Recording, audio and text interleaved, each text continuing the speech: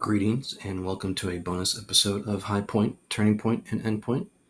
Today I'll attempt to give a spoiler-free review of Jurassic World Rebirth, and after this video posts I will make another review with spoilers that will count as the final entry of the High Point Season 1 series that follows the Jurassic Park and World franchise, after which I will do a recap of the entire Jurassic Park movie series.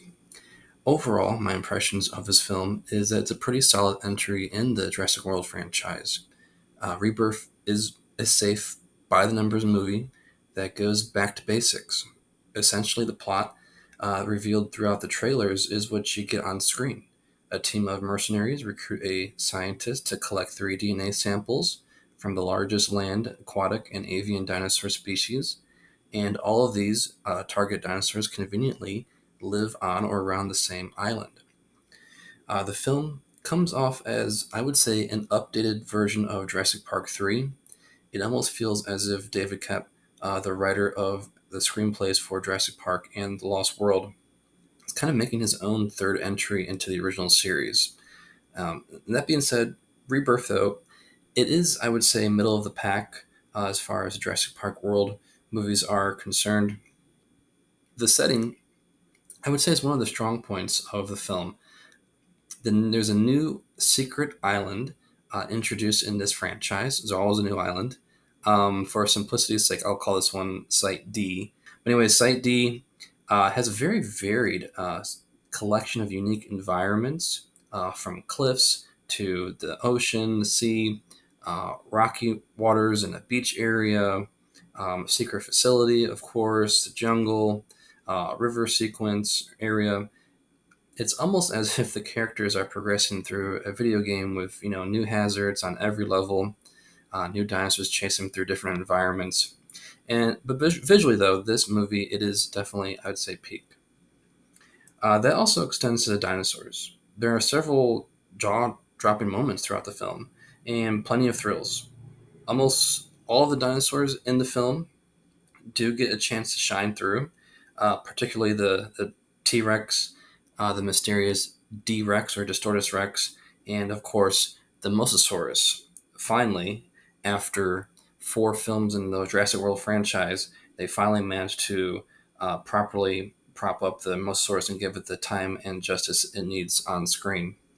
Overall, the carnivores regain their mojo or their intimidating factor, whatever you want to say, and they actually pose somewhat of a legitimate threat. The cast, I would say, they know their role well. They play kind of how you can kind of pick out the character just by meeting them after they're introduced.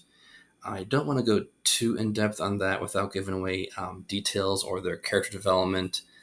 Just to highlight a few, the main 3, I would say, Scarlett Johansson as Zora Bennett is fine, but more or less she's basically playing Black Widow on a dinosaur island, and that's pretty much her demeanor and sense of humor is the character from Black Widow.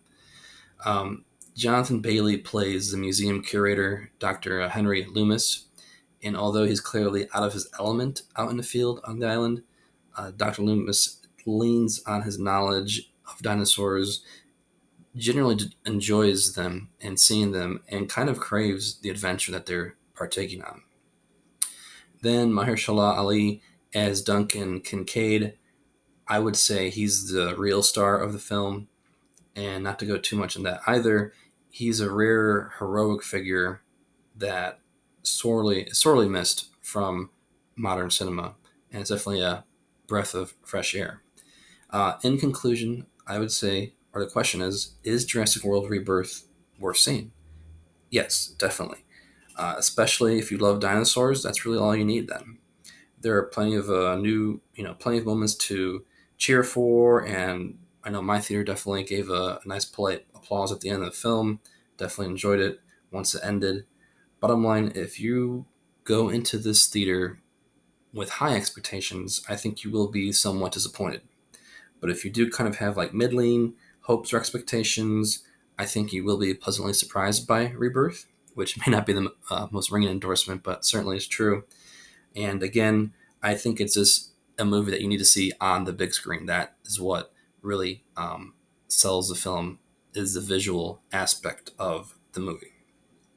So thank you for listening, and consider checking out my other videos on the Jurassic Park and World franchises, which kind of take an overall view of the franchise, its ups and downs, high point, turning point, and end point. So thanks for listening.